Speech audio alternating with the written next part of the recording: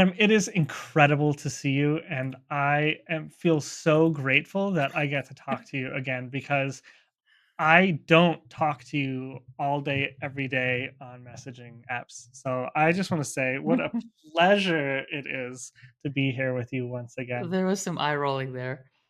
Well, No, but for real though, we are for those listening. Adam and I are pretty much in touch all day, most every days day. through Telegram, just like sharing like insights and talking. It's how this whole thing started. Was we just like talking so much. And we've done it for years and years and years now.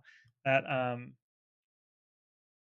Yeah, anyway, that's how this yeah. whole thing started. Okay, so today, um, I think we're going to talk about how beliefs shape reality, and um, like every day we'll probably wind our way to different places, but I wanted to share a little bit about what I've been going through lately. So one of the things that I have, one of my kind of like habitual patterns in my spiritual development is that I am always like up here. I'm very heady. It's very easy for me to intellectualize things and be intellectual and include spirituality and my like spiritual development and awakening. And I've really made a conscious effort over the past few years to dive into the humanness. There's a great story about a bodhisattva. I think I've told it before on the podcast. I first heard it from Joanna Macy. She was talking about a bodhisattva and a spiritual warrior, and she said a bodhisattva descends into hell like a swan landing on a lotus lake. And I just makes me like tear up just thinking about that. But it's that power of taking all of these things that we know, all of these my my own personal truths that I have discovered through my years of practice, and then applying them to the nitty gritty human problems that I deal with every day. And so that's the setup for this. That's my kind of internal awareness for quite some time now. And one of the things that I have really struggled with for a long time is firearms and guns. And I remember the first time that I held one, I was a teenager and I was with somebody who was a police officer, a family member, and he had just gotten a job and he was buying his service weapon. And I remember went to the gun store with him because I thought it'd be fun and cool, and then he handed it to me like at the counter, like, "Hey, do you want to hold this?" I did. I was like, I was trembling. I was so terrified of like this Wow. power to kill, right? I was so terrified, and that fear has stuck with me ever since. And um, I recently decided, I mean, it's like big, like it's like a cloud of haze, a haze of fear that I've has been in my life around there. And I don't know whether that's maybe that's a past life thing or Mhm, I haven't really dived into why. mhm, I just know that it's fear. And another one of my uh, as we've also talked about, my commitments to myself is to continue to show up, to continue to move forward. And in my life, when I see a cloud of fear, I know that I have to go there. I can't, it has, I can't think off the top of my head right now of a time in my life when I've just ignored that and it's gone away and healed.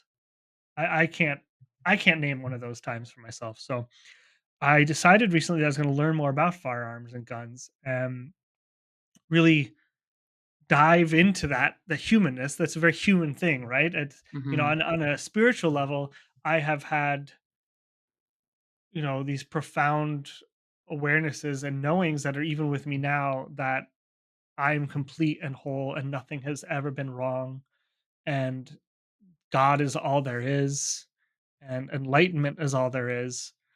Um, but at the same time, I have to eat. I have to, there's human needs that I still have in a human body. And there's a lot of people that think, okay, that's why you're here as a human, right? mhm. As a soul, as a consciousness, you're here to do things in a human body. Um, so I've decided to dive into that. So I'm diving into firearms. We're gonna get there. We're gonna get to beliefs, how beliefs shape our reality really quickly here. Just needed to say some background. So, when you get into this world, there is a certain part of this world that is like dudes who are ready to use their firearms to like kill a bad guy or whatever, incapacitate a threat like any moment. It's very like aggressive, threatening. For me, it's a completely fear based. Mhm. It's just like I'm always on the lookout for a threat and assessing the situation I'm in. And I think that has a place probably in like the military or whatever when you're like literally If you're dealing in with an active war threats. zone, yeah. Yeah, yeah, then you want that, but, like, I don't need that, and so I've noticed that as I've gone into this world, right, and I've been Googling, okay, like, how to get a firearm, how to go shooting, um, I start to get served on social media all these, like, um, videos of, like, people being attacked and stuff that would, like, psychically, like, make me if I wasn't aware of it, I'd be like, "Oh, shit, I really do need a firearm because I have to defend myself and all that," and so I've noticed that, like, my if I go into that belief that life is dangerous, that there are people out there who wanna hurt me, which is, from what I can tell, a very common energy, and mentality among people who, like, own and use firearms regularly, um I could become so fear-based, and that would just change the way I look at my world as one from knowing that I'm safe and whole and complete to one of people are out to get me. I'm afraid, and I have to start looking for threats. And it's so interesting because this is something that I've known about for a long time, like this how beliefs shape reality. But because the whole firearm thing for me was so new in terms of I'd never really probed it, I'm seeing it really clearly show up like on a screen in front of me. Mhm. Um, so it's just it's been really interesting to see how those beliefs completely could shape my reality, and it's a choice. It's a choice for me to say like that doesn't feel good. That whole energy of fear doesn't feel good, and I can engage with this. I can engage with learning about this part of life without being doing it through fear. So that's what's been going on with me is this really interesting look at um, what I'm afraid of and how that shapes the way I interact with the world around me. Yeah. Well, it's 2 things that I'm hearing what you're saying. Well, one is that when there is something that you're afraid of, that you recognize you're afraid of, instead of shying away from it or turning away, you turn towards it. And I think that's great because there's, as you said, there's no healing that happens through ignorance, right? Or repression. You have to face it. You have to make that thing be conscious and then dive into it. A second thing, which I think is really compelling, is the idea that as you started to look more into this, look more into firearms, the social media algorithm started to reflect what it thought was maybe a new belief system on your part or a new way of looking at the world. Um, and if that was the case, then it would reinforce it. And I actually, when we were talking about this earlier, I was thinking that's something we should dive a little bit more into because in many ways, um, the hermetic principle as above so below, I think that sort of principle applies here in that the social media algorithm seems to be mimicking the way reality functions, which is to Mhm. Yeah, say, yeah. when we hold a particular belief within, right, about ourselves or about the world, like in this case, the world is a dangerous place and I can be attacked at any moment, and so I have to defend and attack first if I can, right? That's just one example of a belief. um, then reality will start to reflect that same belief. We'll start to see potential threats everywhere. We'll start to think about ways that we can, mitigate those threats or neutralize those threats. And then the world becomes a world of threats and non-threats and attack and defense. And that's the lens that you see the world through. I think it's really important because most people aren't aware. that they Mhm. hold beliefs Yeah, about themselves in reality, and they think the way they see the world is actually how it is, when in yeah. fact it's, their experience is very filtered through. And I'll say just briefly, having uh, owned very briefly a firearm myself when I was in Arizona. I don't think everyone that owns a firearm is living from a place of abject fear and walking I don't around think so feeling. either. Yeah, yeah, yeah. I know many great, farmers and ranch owners who it's just life. It's just a way of life. Yeah, Maybe it's a it's tool. protecting their cattle. Exactly, it's a tool. It's a very sort of a neutral thing, but like a Yeah. knife. You can use it to spread butter, Mhm. cut your food, Yeah, or you can kill with it. yeah. Yeah. What are your thoughts on that? Social media Yeah, yeah, mimicking how yeah. reality There's so functions. many. Yeah, it's interesting because social media. I have a couple things I want to say. So the first is that social media, the way the algorithm works, it's.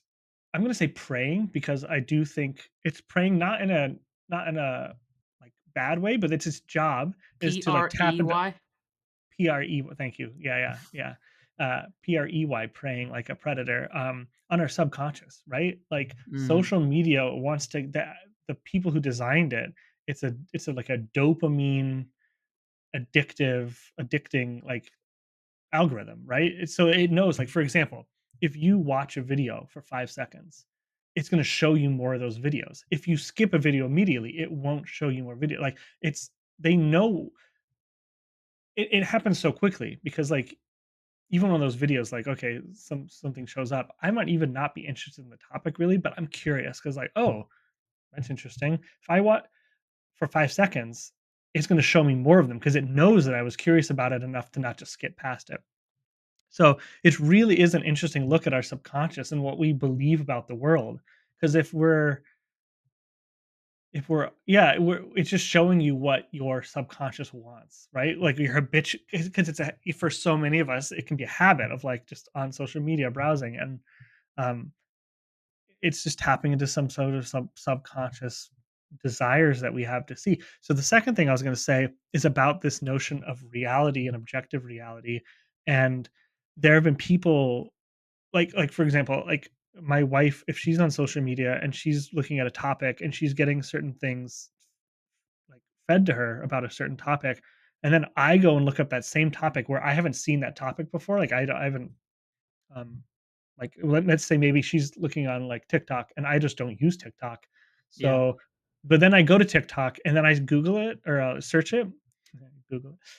I will get shown a different perspective of the same topic than she is. Yeah. So she might get one perspective and I'll get another perspective. It's There is no objective reality to it, right? Like there are multiple sides. There are multiple ways to look at everything. And it is like it's like a choice that you have. You can choose the way to look at your own reality. And I think we're just using social media as kind of a reflection of how we can see that happening in our own lives externally. But we do Yeah. this internally as well. You know, just like with firearms, like before there was this fear. My story was that firearms are inherently bad because they're so dangerous that you don't need them.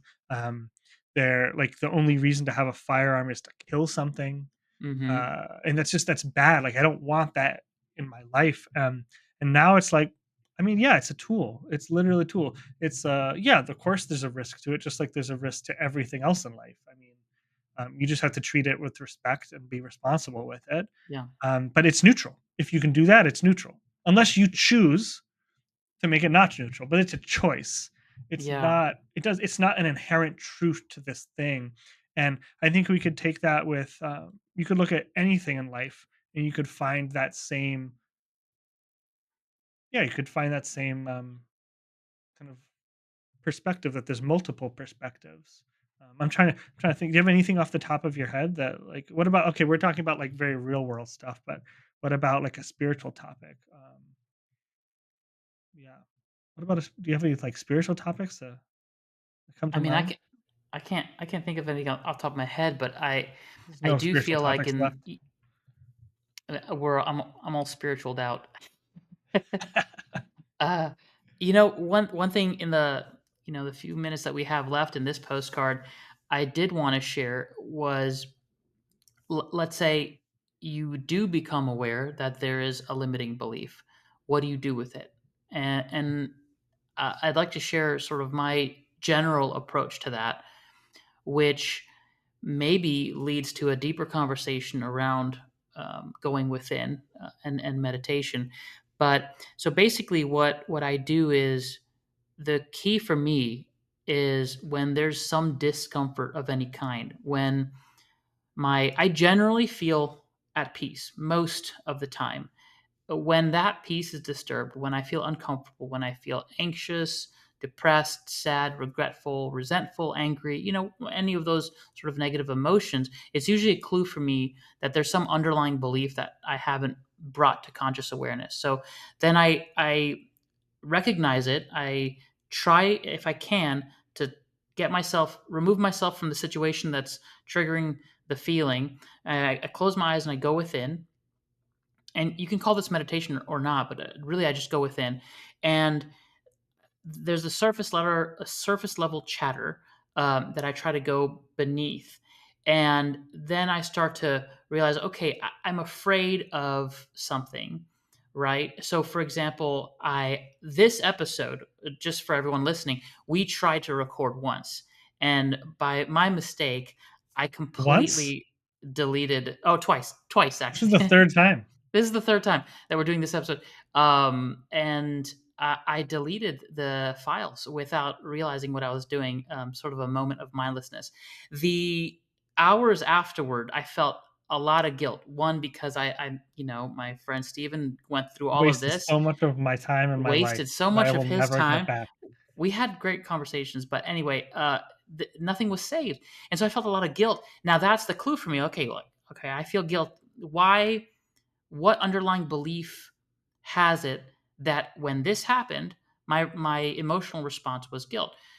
I closed my eyes. I went within. I went underneath the chatter of self blame. How could you? Oh my God, you're so stupid. How did you forget that? And it's so simple, right? That's the surface level. And I went underneath, and I was like, what's this feeling? And it was anxiety, it was guilt, and it was fear. And I was like, what am I afraid of? I'm afraid. What does it mean to have not done something right? Like, I'm not worthy, right? And okay, why do I feel like not producing an episode makes me not worthy? Because productivity and getting something out there is related to my sense of self worth. Oh wow, okay. I just realized I just stumbled upon a belief that my sense of self worth is based on how I show up in the world, rather than believing inherently that I am worthy and it doesn't matter what I do. So I recognize that. And this is what I mean by, like, a lot of our beliefs just remain hidden, unconscious. And so I had that come to conscious awareness. And this, in our last episode that we recorded that is now lost forever in the ethers, I talked about this idea of Can't get over it. I still can't believe you did that to me. Don't worry, you can keep blaming me. But this idea of, like, you can, like YouTube, you can subscribe to a channel or you can unsubscribe. And so I feel like when we go within, we recognize that there's a belief. If it's limiting and that belief is causing us to feel bad about something, in my case, that my self worth was tied to what I do in the world, um, I can choose to unsubscribe. But it needs to be a conscious decision. I need to consciously click unsubscribe and let that belief dissolve, let that belief go. And in its place, I remind myself of what truth has always been there. And the truth that's always been there, that I've covered up with this false belief, is the truth that I'm always unconditionally loved. I am love itself. There's nothing wrong with me. Like you said at the very beginning of this podcast episode, there's nothing wrong. And there's nothing I need to do in the world to prove that I'm worthy of love. I just am. I just am. And so I watched yesterday, as I let go, as I unsubscribed this false belief, and recognized and looked at, subscribed, if you will, to the new truth, the truth that's always been there all along, which is that I am love and I am loved always unconditionally. And that made me just the guilt dissolved because I realized it doesn't matter whether the episode gets recorded. I'm worthy, whether or not an episode gets out there in the world. And there's a great, I mean, you can probably feel it now. There's a great feeling of like, like I can breathe now. I can relax, and I felt happy with myself, and I felt joy come back. And I feel like now, with maybe the introduction of this new perspective, if you and I fail to record another episode, or I make a mistake, that intensity of emotion won't happen again Yeah. unless you make me feel really bad and guilt trip me. Yeah, But absolutely. that I'm that's my so glad you takeaway. think that's a great takeaway. It's like with all of the things that you and I talk about, and probably all of the oh man, the just the spiritual path in general. It's we're we're like always fighting against just coming back to a space of knowing that we're loved and whole and nothing needs to be done for like for us to be worthy of that So love. true. And It's so like true. everything that we do in life is just trying to find ways around that because it's boring. Yeah, that's really interesting. Oh man. Well, I know we went past our 20-minute marker more or less, but Yeah. I think this is great, and I'm grateful that we tried twice and didn't succeed because it led to this recording, which I think was a very nice one. Yeah. Well, man, that was a lot in 20 minutes. Good lord. Uh okay. Well, I feel good. I feel good too. I guess we Any can last words? no, I just hope that our intention for those listening, our intention is that these little postcards are really practical and useful. And I hope that if you're listening to this, that you learned something new about yourself and found a moment of healing. Yeah, yeah, and if you're listening to this and you have the time and are inspired to do so, when you feel bad, when you feel a so-called negative emotion, just take a moment, close your eyes, go within, go beneath the chatter, and see what beliefs you might be subscribed to, and then try clicking unsubscribe, and and see what truth is underneath that. All right, everyone. See you on the next postcard. See ya.